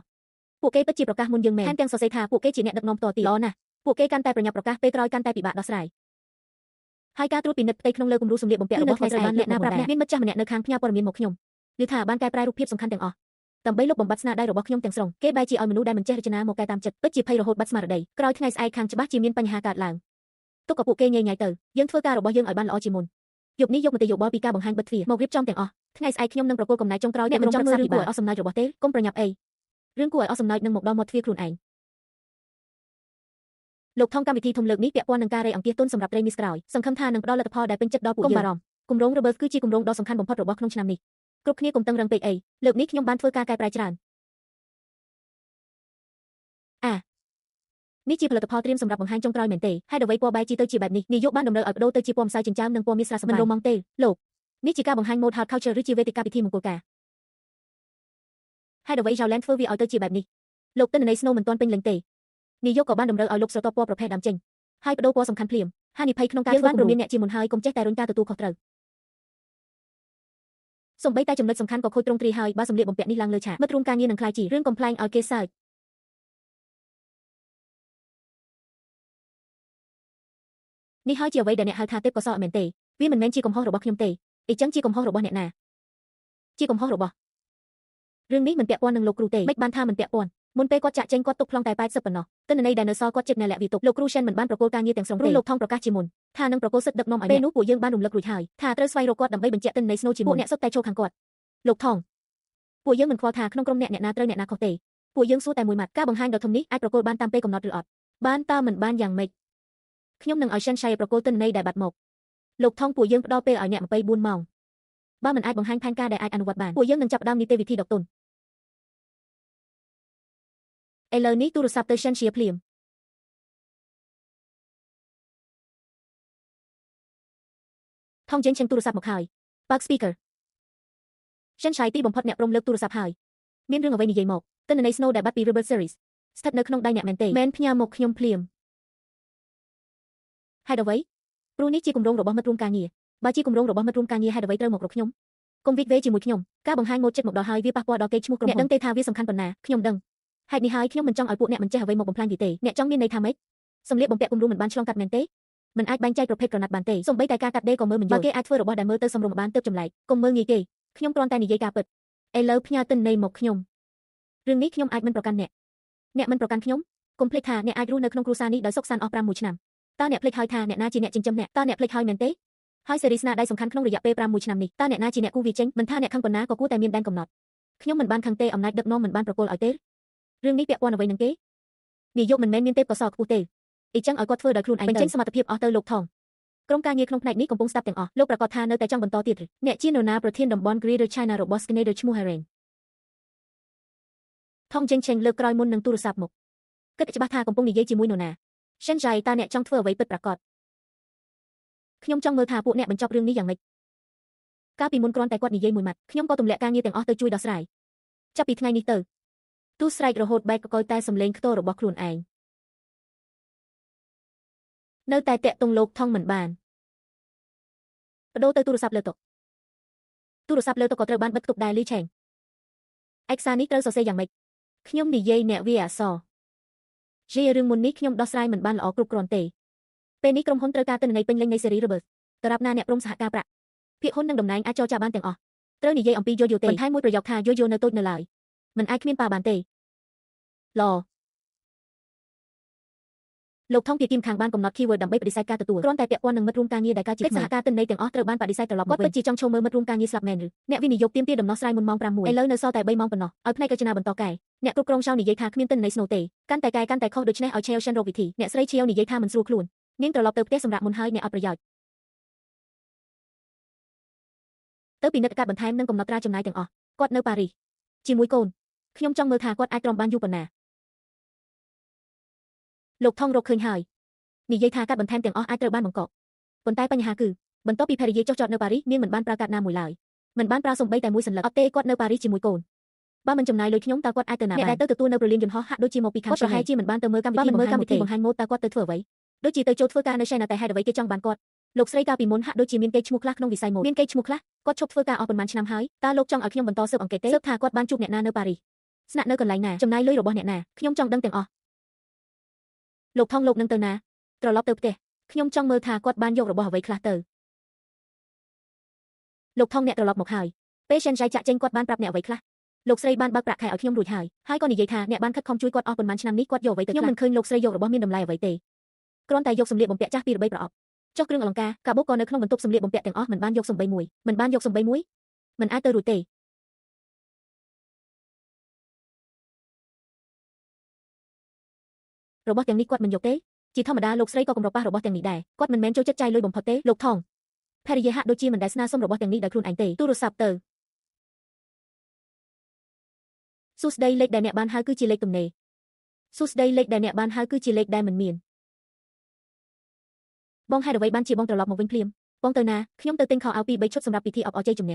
យជំនះពួកយើងទៅតែរៀបការរួចឥឡូវនេះកំពុងមានការចាប់អារម្មណ៍ខ្លាំងរួមការងារក៏គួរតែឆ្លៀតឱកាសនេះដែរសូម្បីតែសម្លៀកបំពាក់គំរូក៏នៅសភាពនៅមានចិត្តគិតពីពិធីអបអរជ័យជំនះសម្លៀកបំពាក់គំរូអាចកែបានទេម្យ៉ាងទៀតមនុស្សនៅផ្នែករចនាទាំងនោះចេតនាធ្វើឲ្យខ្ញុំលំបាកស៊េរីឥឡូវនេះមិនអាចផលិតបានទេអ្នកដឹងទេមិនមែននៅមានផ្នែករចនាទេនេះជាគម្រោងដែលអ្នកដឹកនាំអ្នកបែរជាសួរផ្នែករចនាបងខ្ញុំជាអ្នកជួយបង្កើនការចាប់អារម្មណ៍ឲ្យមិត្តរួមការងារព័ត៌មានលម្អិតផ្នែកវិជ្ជាជីវៈគួរតែឲ្យអ្នកក្រោមបង្គាប់ធ្វើយប់ស្អែកខ្ញុំនឹងចូលរួមពិធីអបអរជ័យជំនះក្នុងឋានៈជាភរិយារបស់លោកដោយប្រើរឿងស្នេហារបស់ពួកយើងបន្ថែមកម្ដៅឲ្យស៊េរី Rebirth ម្ដងទៀតឥឡូវនេះមិនសមរម្យទេហេតុអ្វីមិនសមរម្យអ្នកបាននិយាយក្នុង live ថាខ្ញុំជាភរិយារបស់អ្នកឥឡូវគម្រោងមិនទាន់អនុម័តទេភាគីវិនិយោគកំពុងដាក់សម្ពាធសួរកាន់តែព្រោះពួកគេដាក់សម្ពាធយើងកាន់តែត្រូវធ្វើតារាប់ណាបង្កើតប្រធានបទបានគ្រប់គ្រាន់ភាគីវិនិយោគនឹងមិនហ៊ានដកទុននេះទេអ្នកចាត់ទុកភាគីវិនិយោគដូចអ្នកលេងអ៊ីនធឺណិតឬមតិសាធារណៈក៏ជាធនធានដែរអ្នកនាំខ្ញុំចូលរួមមនុស្សទាំងអស់នឹងបិទមាត់តែម្ដងនេះប៉ុណ្ណោះនៅពិធីជប់លៀងអបអរសមិទ្ធផលហាមនិយាយផ្ដេសផ្ដាសកុំបារម្ភខ្ញុំដឹងថាអ្វីគួរនិយាយនិងអ្វីមិនគួរនិយាយកញ្ញាជាវលោកថងនិយាយថាសេចក្តីប្រកាសពិធីអបអរសមិទ្ធផលកុំចេញផ្សាយច្រើនពេកសិនហេតុអ្វីលោកថងបារម្ភថាគម្រោងមិនទាន់ចាប់ដើមពេញលេញផ្សព្វផ្សាយខ្លាំងពេកងាយបង្កផលអាក្រក់អ្នកស្ដាប់លោកថងឬស្ដាប់អ្នកស្រីថងចំណងជើងនេះសរសេរថាអ្នកស្រីថងជាOceanដឹកនាំស៊េរី Rebirth ជាការបង្ហាញធំប្រចាំឆ្នាំមិនទាន់ចាក់ផ្សាយក៏ល្បីទៅហើយវាហាក់ដូចជាចូលពេកហើយទេអ្នកយល់អ្វីទៅឥឡូវនេះគឺជាយុគសម័យនៃ traffic បើគ្មានចំណុចតាក់ទាញភ្នែកទេគ្មានផ្លូវធ្វើឲ្យមានភាពក្តៅគគុកយល់ហើយខ្ញុំចង់ឲ្យគ្រប់គ្នាដឹងថាអ្នកណាជាភរិយារបស់ថងនៅពេលនេះសេចក្តីជូនដំណឹងថ្មីបំផុតបានរក្សាទុកបន្តបង្ហាញខ្លួនជាសាធារណៈក្នុងនាមជាភរិយារបស់ថងបន្តតាមដានរាល់សកម្មភាពរបស់ពួកគេនិងរក្សាទុកភស្តុតាងដែលមានប្រយោជន៍ទាន់ពេលកាន់តែចង់ឈរជើងឲ្យរឹងមាំក្នុងតំណែងជាភរិយារបស់ថងអ្នកនឹងកាន់តែរុញថងចូលទៅក្នុងភស្តុតាងដែលខ្ញុំបានរៀបចំរួចថងបានភ្ជាប់សេរីខុងសេងជាមួយរួចហើយយើងមានភស្តុតាងគ្រប់គ្រាន់សម្រាប់ប្តឹងពួកគេពីបទរំលោភសិទ្ធិកុំទាន់ប្រញាប់អ្នកនៅតែត្រូវរងចាំថងនៅពេលនេះគ្រាន់តែធ្វើការផ្សព្វផ្សាយប៉ុណ្ណោះបើយើងចាត់ការឥឡូវនេះពួកគេនៅអាចនិយាយថាជាការយកច្រឡំចាំដល់សម្លៀកបំពាក់គំរូរបស់ពួកគេចូលការទទួលខុសត្រូវនឹងកាន់តែច្បាស់លាស់តែយើងមិនអាចឲ្យពួកគេដណ្ដើមការគ្រប់គ្រងពីសាធារណជនបានទេចេញផ្សាយស្នាដៃជាមុនសិនបែបនេះនឹងធ្វើឲ្យស្នាដៃបាត់បង់ភាពភ្ញាក់ផ្អើលអញ្ចឹងបញ្ចេញវគ្គណែនាំមុនទៅបង្ហាញតែព័ត៌មានលម្អិតកុំបង្ហាញរចនាសម្ព័ន្ធពេញលេញតាមផែនការដើមគឺបញ្ចេញមុនកម្មវិធីធំ3ថ្ងៃឥឡូវបញ្ចេញមុនមិត្តរួមការងារបានចំណាយធនធានជាច្រើនដើម្បីបង្កើតការឲ្យយើងប្រើជាមួយសាធារណៈយក Channel នឹងមិត្តរួមការងារមកប្រៀបធៀបគ្នាវិញអញ្ចឹងកាន់តែល្អរបស់ខ្លាញ់បំផុតគឺឈរក្បែររបស់ពិតកំណែទី1កាត់រួចហើយទុកតែព័ត៌មានលម្អិតសម្លៀកបំពាក់មិនបង្ហាញមុខកុំបង្ហាញរចនាសម្ព័ន្ធពេញលេញបង្កើនល្បឿនឲ្យលឿនជាងនេះអធិប្បាយធ្វើឲ្យមនុស្សចងចាំគាត់ភ្លាមចំណងជើងវិញ Channel Series បិទឆាកតំបន់អាស៊ីកើតជាថ្មីបន្ថែមមួយប្រយោគថាស្ងប់ស្ងាត់5 មួយឆ្នាំដើម្បីកើតជាថ្មីតែប៉ុណ្ណោះត្រូវឲ្យខ្លាំងគ្រប់គ្រាន់បើមិនដូច្នោះទេនឹងមិនអាចបង្ក្រាបសម្លេងរំខានរបស់ពួកគេបានរាប់ថយក្រោយ10វិនាទីត្រៀមរួចហើយឬនៅបញ្ចេញថងចេញពួកអ្នកបានលួចយកឈ្មោះស្នាដៃរបស់ខ្ញុំឥឡូវនេះខ្ញុំនឹងយកព្រលឹងរបស់ខ្ញុំត្រឡប់មកវិញបង្ហោះបានជោគជ័យទិន្នន័យនៅផ្នែកបាគិនយ៉ាងម៉េចហើយក្នុង10វិនាទីចំនួនអ្នកមើលលើស100,000តំបន់ comment ចាប់ដើមមានអ្នកបញ្ចេញមកពេញហើយនេះទៅហៅថា hard culture ការរចនាឈុតនេះស្អាតខ្លាំងណាស់មានអ្នកខ្លះសួរថាអ្នករចនាជានរណាកុំទាន់បង្ហាញព័ត៌មានអ្នករចនាអ្នកប្រកាសទេឥឡូវនេះមិនបាច់ប្រញាប់ទេសញ្ញាឆ្នោតសំខាន់គួរទុកដល់ចុងក្រោយ មិត្តរួមការងារនៅតំបន់ខមមិនចាប់ដើមមានអ្នកមនុស្សជាច្រើនកំពុងសួរអំពីហើយនេះជាសេរីតែមួយជាមួយដែលមិត្តរួមការងារបានផ្សព្វផ្សាយគុណភាពខុសគ្នាខ្លាំងម្ល៉េះឃើញទេខ្ញុំមិនបាច់និយាយអ្វីទេស្នាដៃនឹងបញ្ជាក់ជំនួសខ្ញុំមានរឿងអ្វីបន្ទាប់ពីវីដេអូ preview ខាងក្នុងរបស់ថងចេញផ្សាយតំបន់ comment របស់យើងត្រូវបានអ្នកចូលមកវិញរហ័សពួកគេកំពុងសួរថានរណាទើបជាអ្នកដឹកនាំពិតប្រាកដនៃសេរី Rebirth មានអ្វីត្រូវសួរទៀតប្រាកដណាស់គឺខ្ញុំប៉ុន្តែបញ្ហាឥឡូវនេះគឺអ្នកលេងអ៊ីនធឺណិតទាំងអស់និយាយថាផ្ទៃខាងក្នុងមានគុណភាពប្រណិតទម្លាក់មតិយោបល់ទាំងនោះចុះកំពុងលុបហើយប៉ុន្តែលុបមិនទាន់អស់ទេអ្នកវិនិយោគក៏បានឃើញរឿងរបស់ដែរពួកគេទៅផ្ញើសារមកទាមទារមើលគំរូសម្លៀកបំពាក់ចុងក្រោយពេលណាយប់នេះពួកគេនិយាយថាបើមិនអាចបញ្ជាក់ថាក្រុមការងារមានសមត្ថភាពប្រគល់ការងារនៅយប់ដំណើរការដកទុននឹងចាប់ផ្ដើមភ្លាមយប់នេះក៏យប់នេះទៅគំរូសម្លៀកបំពាក់កែរួចហើយអ្នកប្រកាសទេប្រកាសណាស់លោកនេះជាការត្រួតពិនិត្យចុងក្រោយហើយខ្ញុំដឹងថាលើកនេះប្រកាសជាគ្មានបញ្ហាទេនេះជាកំណែចុងក្រោយរបស់ពួកអ្នកមែនទេល្អជាងមុនច្រើនហើយមែនទេល្អត្រង់ណាពណ៌ភ្លឺជាងមុនម៉ូដក៏មានភាពជាស្ត្រីជាងមុនការត្រត្រង់ចង្កេះត្រូវបានកែខូចហើយតារាបង្ហាញម៉ូដនឹងដើរជាប់ជំហានអ្នកអាចជប់និយាយបំបាក់ទឹកចិត្តបានទេលោកនេះហើយជាសមត្ថភាពប្រកួតការងារដែលអ្នកបាននិយាយមែនទេហេតុអ្វីបានជាខ្លាយជាបែបនេះលោកបញ្ហានេះខ្ញុំបានសរសេរនៅក្នុងកំណត់ត្រាកែប្រែរួចហើយ Director Chiao ទាមទារឲ្យបន្ថែមកម្រាស់ហ្គេមសម្ពុតតែបែរជាមិនព្រមរក្សាចន្លោះសម្រាប់ចលនាដើមកុំយកពាក្យបច្ចេកទេសមកបំភ័យគេគ្រប់គ្រាន់ហើយផ្ដល់ឱកាសឲ្យពួកយើងម្ដងទៀតមុនម៉ោង12ថ្ងៃត្រង់ថ្ងៃស្អែកពួកយើងនឹងរៀបចំផែនការថ្មីមួយទៀតលោកថងអ្នកបានធ្វើឲ្យខ្ញុំខកចិត្តម្ដងហើយ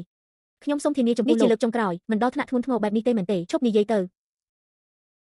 លេនសែនបានចូលរួមពិនិត្យនិងពិភាក្សាប្រពន្ធលោកថងបានប្លុកលេខទូរស័ព្ទនិងអ៊ីមែលរួចហើយបដូរលេខបដូរបណ្ដាញទំនាក់ទំនងគ្រប់វិធីទាំងអស់គឺបងឈៀវសៀវរឿងនេះមិនអាចបង្ហោះតាមចិត្តបានទេហេតុអ្វីមិនអាចចំណងជើងសរសេរថា Shenshei លួចយកការរចនាស្នូលរបស់ហើយទៅចូលខាងគូប្រជែងការចោទប្រកាន់នេះធ្ងន់ធ្ងរណាស់តើគាត់មិនបានធ្វើរឿងទាំងនេះទេគ្មានភស្តុតាងទេភស្តុតាងអាចរកបន្តិចម្ដងបានតែយើងត្រូវបញ្ចេញមតិសាធារណៈលោកថងដឹងទេពេលនេះលោកថងកំពុងរវល់ជួយសង្គ្រោះគម្រោងរឿងតូចប៉ុណ្ណឹងមិនចាំបាច់រំខានគាត់ទេបើគាត់បកវិញធ្វើម៉េចបើគិតពិចារណាវិញក៏ជាផ្នែកមួយនៃការស៊ើបអង្កេតដែរពេលគាត់ហ៊ានលាក់ខ្លួននៅប៉ារីសមើលរឿងកំ pl ែងកុំបន្ទោសខ្ញុំដែលធ្វើឲ្យគាត់បាត់បង់កេរ្តិ៍ឈ្មោះខាងមិត្តរួមការងារមានអ្នកបញ្ចេញអត្ថបទបង្ខូចចំណងជើងអាក្រក់ណាស់អ្នកណាជាអ្នកបញ្ចេញប្រភពកំពុងស៊ើបអង្កេតតែវាពាក់ព័ន្ធនឹងបណ្ដាញផលរបស់ក្រុមហ៊ុនរក្សាទុកភស្តុតាងសិនតើត្រូវដឹងភ្លាមទេមិនបាច់ប្រញាប់ទេទុកឲ្យរឿងនេះរីករាលដាលបន្តិចសិនអ្នកគិតថាបាច់ទឹកក៏ខ្វក់លឿនហើយនឹងឈ្នះឬគួរឲ្យស្ដាយខ្ញុំរងចាំអ្នកចេញដៃតាំងពីយូរហើយអត្ថបទបង្ខូចបានឡើង hot search ហើយយើងអាចប្តឹងពីបទបង្កាច់បង្ខូចបានរំលោភសិទ្ធិកេរ្តិ៍ឈ្មោះនិងបង្ខូចកេរ្តិ៍ឈ្មោះពាណិជ្ជកម្មអ្នកចង់ដោះស្រាយយ៉ាងម៉េចមិនចាំបាច់សរសេរពន្យល់វែងទេអញ្ចឹងត្រូវបង្ហោះអ្វីបង្ហោះតែ3មុខគ្រប់គ្រាន់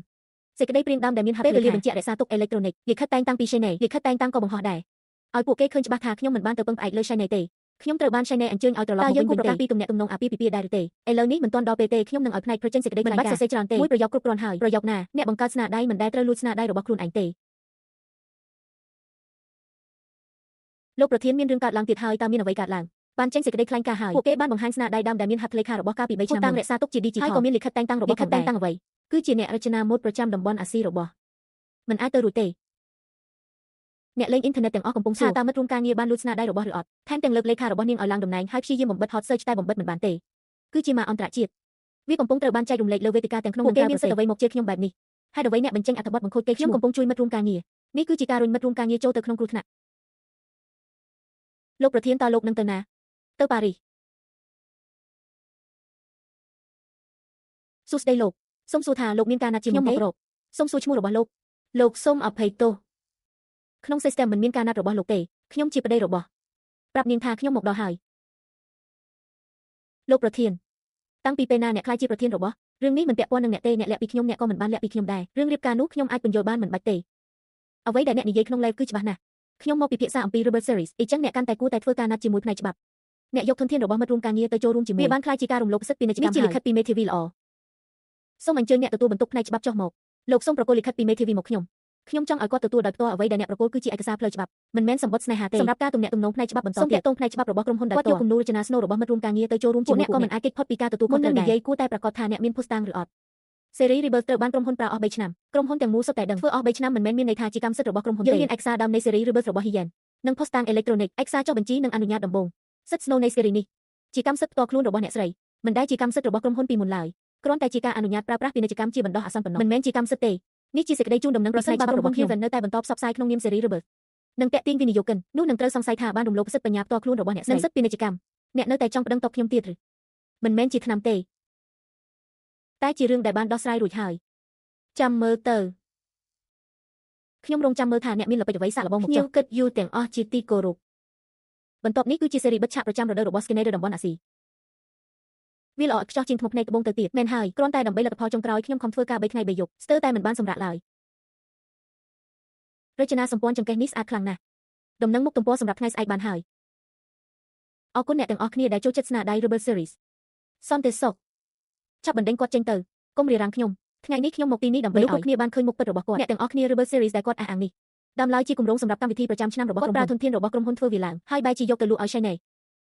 នេះជាលិខិតមេធាវីរបស់ពួកយើង Shinji ត្រូវបានសង្ស័យថាបានកាន់កាប់ឯកសារពាណិជ្ជកម្មរបស់ក្រុមហ៊ុនដែលគាត់បញ្ឈប់ការតាំងបង្ហាញជាបន្តក្នុងពេលដែលលោកថងឧស្សាហ៍មកដល់ទីនេះគុំស្ដាប់តែសម្ដីម្ខាងរបស់គាត់អ្នកនៅចង់ដោះសារទៀតចៃដន្យខ្ញុំក៏មានរបស់គួរឲ្យចាប់អារម្មណ៍ខ្លះនៅក្នុងដៃដែរសូមអ្នកទាំងអស់គ្នាមើលជាមួយគ្នាបើកអេក្រង់ធំឡើងអ្នកទាំងអស់គ្នាមើលឲ្យច្បាស់ការបរិច្ឆេទនៅជួរទី1ឯកសារនេះអ្នកជាអ្នកខ្លែងបន្លំខ្ញុំបានទាយទុកជាមុនថាអ្នកនឹងនិយាយបែបនេះនេះគឺជាកំណត់ត្រាចុះបញ្ជីពី platform ឯករាជ្យដែលមានសុពលភាពនេះគឺជាការចុះបញ្ជីសិទ្ធិអ្នកនិពន្ធនេះគឺជាបន្ទាត់ពេលវេលានៃការបង្កើតដើមដែលបង្ហាញយ៉ាងច្បាស់ទាំងអស់សេរី Rebirth តាំងពីដើមមកគឺជាស្នាដៃផ្ទាល់ខ្លួនរបស់ខ្ញុំអ្វីដែលអ្នកបានបញ្ចប់ក្នុងអំឡុងពេលធ្វើការជាមួយក្រុមហ៊ុនជាកម្មសិទ្ធិរបស់ខ្ញុំមិនដែលចុះកិច្ចសន្យាការងារជាមួយក្រុមហ៊ុនទេក្នុងរយៈពេល6ឆ្នាំនេះក្រុមហ៊ុនប្រើការរចនារបស់ខ្ញុំគឺដោយសារខ្ញុំបានផ្ដល់សិទ្ធិផ្ទាល់ខ្លួនក្រុមហ៊ុនមានតែសិទ្ធិប្រើប្រាស់ពាណិជ្ជកម្មដើមដំណាក់កាលមិនមែនសិទ្ធិកម្មសិទ្ធិទេទោះមានការផ្ដល់សិទ្ធិក៏ដោយអ្នកក៏មិនអាចបញ្ចប់ភ្លាមបានទេបានព្រោះអ្នកជាអ្នកបំពេញលើដែនកំណត់នៃសិទ្ធិទី1ដោយគ្មានការយល់ព្រមពីខ្ញុំបានផ្លាស់ប្ដូរឈ្មោះអ្នកបង្កើតសេរី Rebirth ទៅឲ្យទី2ដោយគ្មានការយល់ព្រមពីខ្ញុំតែបន្តអភិវឌ្ឍប្លង់គំនូរដែលមិនទាន់ពេញលេញទី3ដោយគ្មានការយល់ព្រមពីខ្ញុំបានផ្សព្វផ្សាយជាសាធារណៈថាជាអ្នករចនាដឹកនាំភូតាំងទាំងនេះគឺពួកអ្នកផ្ទាល់បានផ្សព្វផ្សាយជាសាធារណៈភាគីរបស់ខ្ញុំបានផ្ញើជូនក្រុមហ៊ុនជាផ្លូវការនៅយប់នេះសេចក្តីជូនដំណឹងអំពីការបញ្ចប់សិទ្ធិប្រើប្រាស់អ្នកដឹងទេថាវានឹងធ្វើឲ្យមិត្តរួមការងារខាតបង់ប៉ុន្មានគឺជារឿងដែលអ្នកត្រូវគិតគូរមិនមែនជារឿងដែលខ្ញុំត្រូវអាណិតទេជំហានដំបូងគឺលុបចោលស្នាដៃដែលអ្នកលួចមកឥឡូវខ្ញុំត្រូវទៅរៀបចំស្នាដៃរបស់ខ្ញុំសង្ឃឹមថាអ្នកគួរតែចាកចេញពីទីនេះឬមួយអ្នកចង់ឲ្យពួកយើងប្តឹងអ្នកបន្ថែមទៀតពីបទលួចទ្រព្យចេញពីផ្លូវខ្ញុំចង់ទៅនិយាយឲ្យច្បាស់ជាមួយបាននិយាយច្បាស់ណាស់ហើយគឺមិត្តរួមការងាររបស់អ្នកជាអ្នកបំពេញកិច្ចសន្យាសិទ្ធិអនុញ្ញាតជាមុនសិនរឿងផ្សេងទៀតពួកយើងចាំនិយាយគ្នាពេលក្រោយឲ្យត្រឡប់ទៅជាមួយខ្ញុំសិនត្រឡប់ទៅណានោះមិនមែនជាផ្ទះរបស់អ្នកនឹងទេខ្ញុំអាចសុំទោសជាសាធារណៈក៏អាចដកសិទ្ធិគ្រប់គ្រងចេញបានដែរយឺតពេលហើយតើអ្នកចង់ឲ្យខ្ញុំធ្វើអ្វីទៀតយកលុយដែលមិនគួរយកមកវិញជាមុនសិនទាំងនេះជាអ្វីទ្រព្យសម្បត្តិក្នុងអាពាហ៍ពិពាហ៍លួចស៊ើបអង្កេតទ្រព្យសម្បត្តិរួមរបស់ខ្ញុំនិងប្រពន្ធខ្ញុំមានសិទ្ធិដឹងថ្ងៃទី5ខែមីនាបានផ្ទេរប្រាក់2លានដើម្បីទិញគ្រឿងអលង្ការលំដាប់ខ្ពស់ថ្ងៃទី10ខែមិថុនាផ្ទេរប្រាក់50លានសម្គាល់ថាប្រាក់កក់ពិធីមង្គលការថ្ងៃទី2ខែកក្កដាបញ្ជាទិញឈុតពិសេសផ្ទាល់ខ្លួនអ្នកបងប្រាក់គឺថងចេញប្រើកណនីផ្ទេរទៅកណនីពាក់ព័ន្ធរបស់មិត្តរួមការងារ Shinji អ្នកឈួតហើយនេះជារឿងគ្រួសាររបស់ពួកយើងហើយអ្វីអ្នកលាតត្រដាងវានៅពេលអ្នករុញស្រីកំណានទៅមុខកាមេរ៉ាហើយហៅថាជាភរិយាមិនគិតថានេះជារឿងគ្រួសារនាងមិនមែនជាស្រីកំណានទេអញ្ចឹងនាងជាអ្វីនាងគ្រាន់តែជាមនុស្សដែលខ្ញុំការពាររហូតដល់រៀបចំពិធីមង្គលការពាររហូតឲ្យនាងជំនួសតំណែងដឹកនាំរបស់ខ្ញុំថងចេញអ្នកមិនមែនគ្រាន់តែអ្នកកំពុងយកញើសឈាមរបស់ខ្ញុំទៅចិញ្ចឹមភាពឥតប្រយោជន៍របស់នាងអ្នកចង់បង្ខំខ្ញុំដល់ផ្លូវតច្រកមែនទេដូច្នេះពួកអ្នកមិនទាន់លែងលះគ្នាទេហើយបន្ទាប់មកបានរៀបចំពិធីមង្គលការជាមួយស្ត្រីម្នាក់ទៀតអញ្ចឹងតើគាត់បានប្រព្រឹត្តបទល្មើសអាពាហ៍ពិពាហ៍ធ្វេតនោះទេខ្ញុំមិនបានឲ្យមនុស្សគ្រប់គ្នាបានឃើញមុខពិតរបស់អ្នកទាំងអស់គ្នា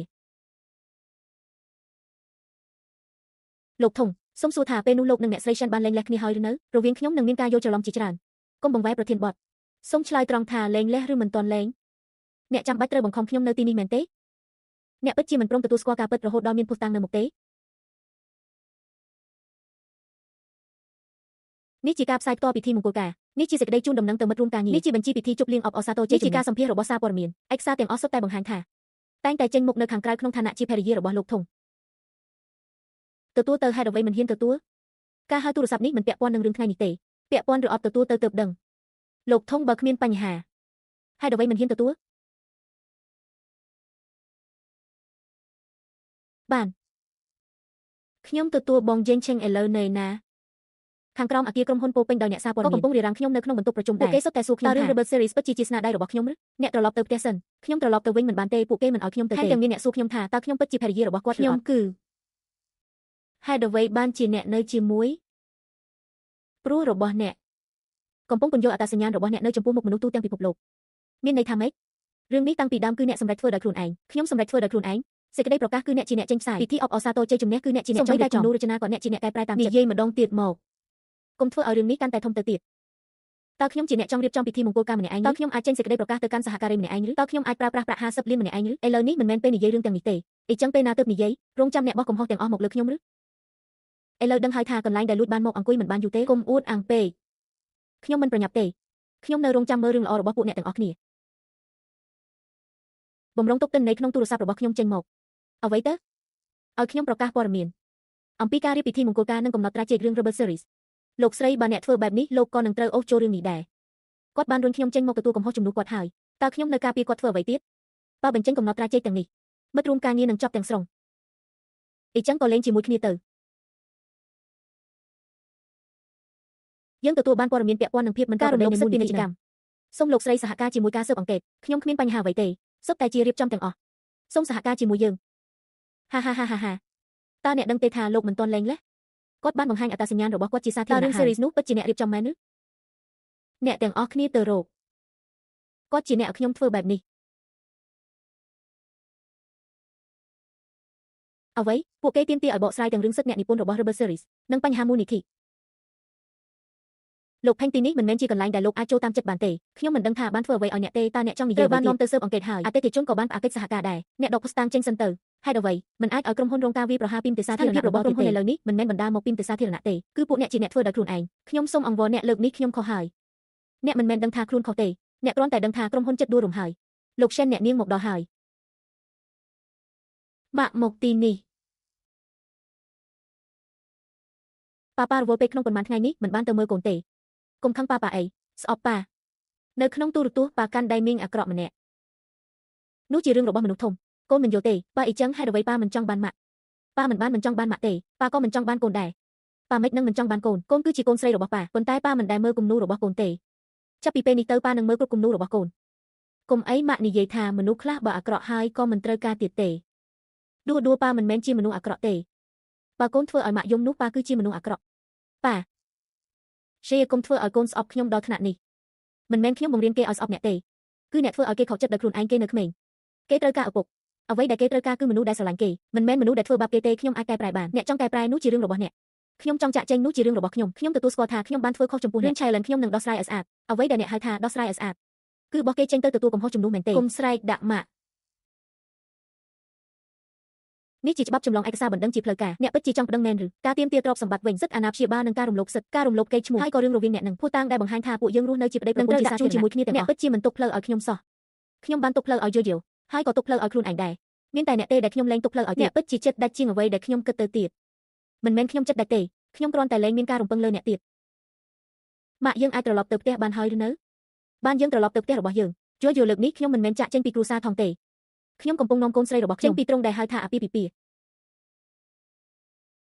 ថងសេចក្តីជូនដំណឹងទទួលសំណុំរឿងពីតុលាការជូនក្រុមហ៊ុនរួចហើយក្រុមហ៊ុនបានប្រកាសយ៉ាងដូចម្តេចស្នាដៃនេះមានហានិភ័យរំលោភសិទ្ធិតាមនៅខាងនោះពេញលេញពេកតអតិថិជនវិញអតិថិជន7ក្រុមហ៊ុនបានផ្អាកកិច្ចសហការក្រុមហ៊ុនបានចាប់ផ្ដើមចរចាបញ្ចប់កិច្ចសន្យាហើយអ្នកវិនិយោគវិញដំណើរការដកទុនបានចាប់ផ្ដើមហើ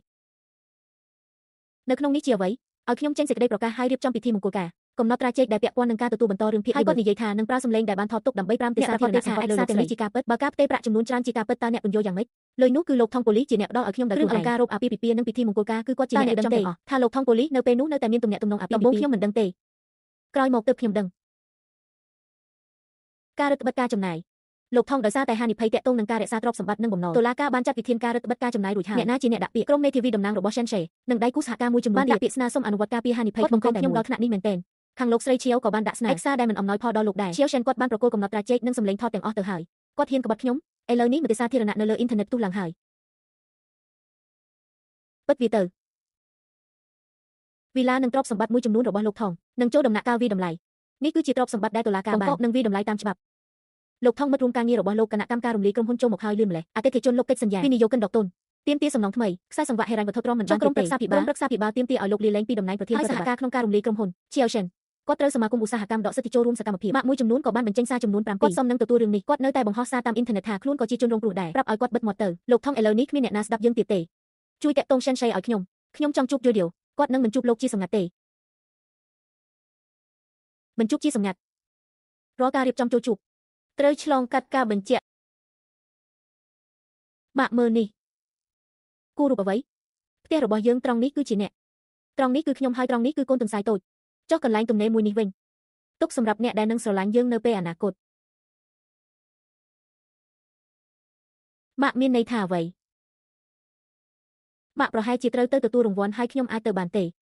បានជាក់ស្ដែងអ្នកគឺជាទស្សនិកជនសំខាន់បំផុតរបស់ម៉ាក់អ្នកស្រី Chen សូមសួរថា Series Rebirth បានចប់បេក្ខភាពពានរង្វាន់អ្នកមានអារម្មណ៍យ៉ាងម៉េចសូមអរគុណអ្នកទាំងអស់គ្នាសម្រាប់ការគាំទ្រ Series នេះអាចមកដល់ទីនេះបានមិនមែនជាស្នាដៃរបស់ខ្ញុំតែម្នាក់ឯងទេវាក៏ជារបស់មនុស្សទាំងអស់ដែលជឿលើវាផងដែរក្នុងរយៈពេល6ឆ្នាំកន្លងមកអ្នកស្ទើរតែបានត្រឡប់មកវិញជាសាធារណៈបានការតែអ្នកមានអារម្មណ៍ថាមិនពិតទេអត់ទេហេតុអ្វីព្រោះខ្ញុំមិនដែលឈប់បង្កើតស្នាដៃឡើយមនុស្សជាច្រើននិយាយថា Series Rebirth គឺជាសេចក្តីប្រកាសផ្ទាល់ខ្លួនរបស់អ្នកយល់ស្របទេយល់ស្របចុះវាមានន័យអ្វីសម្រាប់អ្នកវាមានន័យថាមនុស្សម្នាក់មិនចាំបាច់ ចប់គៀងនៅក្នុងអត្តសញ្ញាណដែលអ្នកអតីតកំណត់ឲ្យគេនិយាយអំពីអាពាហ៍ពិពាហ៍ការពីអតីតកាលយុគនេះយើងផ្ដោតសំខាន់លើស្នាដៃមិនអីទេបទពិសោធន៍កន្លងមកបានបង្រៀនខ្ញុំរឿងមួយការត្រូវគេយល់ច្រឡំមិនគួរឲ្យខ្លាចទេការត្រូវគេលាក់បាំងក៏មិនគួរឲ្យខ្លាចដែរអ្វីដែលគួរឲ្យខ្លាចគឺខ្លួនឯងក៏ភ្លេចថាខ្លួនជានរណាអញ្ចឹងឥឡូវអ្នករកឃើញខ្លួនឯងវិញហើយឬនៅរកឃើញវិញហើយម៉ាក់ពូកែមកពីដើមហើយហាហាហាអរគុណកូនអ្នកទស្សនាទូចរបស់ម៉ាក់ភ័យទេភ័យបន្តិចពេលអ្នកជួបនៅលើឆាកបង្ហាញម៉ូដអ្នកមិនបានភ័យទេហេតុអ្វីវាមិនដូចគ្នាទេថ្ងៃនោះគឺបោះអតីតកាលចោលយប់នេះគឺអញ្ជើញអនាគតឲ្យចូលមកខ្ញុំបានមើលស្នាដៃរបស់បេក្ខជនផ្សេងទៀតអ្នកមានឱកាសខ្ពស់ណាស់ដែលអាចមកដល់ទីនេះបានគ្រប់គ្រាន់ហើយនិយាយបែបនេះអ្នកចង់ឈ្នះច្បាស់ណាស់ម៉ាក់ត្រូវតែឈ្នះហេតុអ្វីព្រោះប៉ាដែលខូចចិត្តបានចាញ់ហើយដូច្នេះម៉ាក់គួរតែឈ្នះបន្ទាប់នេះនឹងប្រកាសពានរង្វាន់អ្នករចនាម៉ូដដែលមានឥទ្ធិពលបំផុតប្រចាំឆ្នាំនេះបេក្ខជនដែលជាប់ឈ្មោះមាន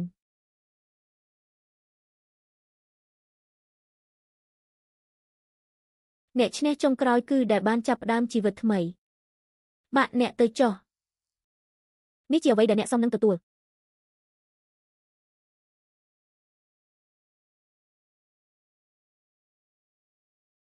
អរគុណមនុស្សជាច្រើនសួរខ្ញុំថាហេតុអ្វីរឿងភាគនេះហៅថាជីវិតថ្មីពីមុនខ្ញុំក៏គិតថាការចាប់ផ្ដើមជីវិតថ្មីត្រូវតែធ្វើឲ្យក្រៅត្រូវបើករបួសទាំងអស់ឡើងវិញដើម្បីបញ្ជាក់ថាខ្លួនឯងជាអ្នកឈ្នះក្រោយមកទើបខ្ញុំយល់ការចាប់ផ្ដើមជីវិតថ្មីពិតប្រាកដគឺនៅថ្ងៃមួយអ្នកលែងរងចាំឲ្យមនុស្សម្នាក់ត្រឡប់មករកអ្នកហើយក៏លែងត្រូវការឲ្យអ្នកអតីតទទួលស្គាល់តម្លៃរបស់អ្នកស្នាដៃនេះឧទ្ទិសជូនអ្នកទាំងអស់ដែលធ្លាប់ត្រូវបានមើលស្រាលត្រូវបានលាក់បាំងត្រូវបានយល់ច្រឡំប៉ុន្តែនៅតែមិនបោះបង់ខ្លួនឯងហើយក៏ឧទ្ទិសជូនកូនស្រីរបស់ខ្ញុំអរគុណកូនដែលបាននៅក្បែរម៉ាក់និងជួយម៉ាក់ឲ្យដើរចេញល្អបំផុតលទ្ធផលសារក្រុមជាន់ដំបូងចេញហើយការទាមទារទ្រព្យសម្បត្តិនិងសិទ្ធិថែទាំកូនតុលាការគ្រប់គ្រងការទាមទារសំខាន់អរគុណសម្រាប់ការខិតខំបន្ទាប់ពីនេះធ្វើតាមនីតិវិធីទៅនៅតែប្តឹងឧទ្ធរណ៍អញ្ចឹងឲ្យមេធាវីដោះស្រាយទៅម៉ាក់ប៉ានឹងក្លាយជាមនុស្សល្អឡើងវិញទេនោះជារឿងរបស់គាត់ចុះរឿងរបស់យើងវិញជាអ្វីរស់នៅឲ្យបានល្អខ្ញុំសង្ឃឹមថាឆ្នាំក្រោយអ្នកនឹងបន្តធ្វើជាអ្នកបិទកម្មវិធី Paris House Culture លើកនេះនៅតែហៅថាការជាថ្មីមែនទេមិនហៅថាការជាថ្មីទៀតទេចុះហៅថាអ្វីជីវិតថ្មីម៉ាក់ពាក្យថាជីវិតថ្មីមានន័យថាម៉េចមានន័យថាចាប់ពីពេលនេះទៅរាល់ថ្ងៃដែលភ្ញាក់ឡើងមិនចាំបាច់ភ័យខ្លាចថានឹងបាត់បង់អ្នកណាទៀតទេម៉ាក់ពេលក្រោយពួកយើងនៅតែត្រឡប់ទៅស្រុកវិញទេត្រឡប់ទៅរកប៉ាមែនទេមិនមែនទេត្រឡប់ទៅដោះស្រាយរឿងដែលគួរដោះស្រាយហើយបន្តដើរទៅមុខចុះពួកយើងនឹងនៅជាមួយគ្នារហូតមែនទេមែនម៉ាក់នឹងនៅក្បែរកូនជានិច្ចនៅពីក្រោយទ្វារនេះជាអ្វី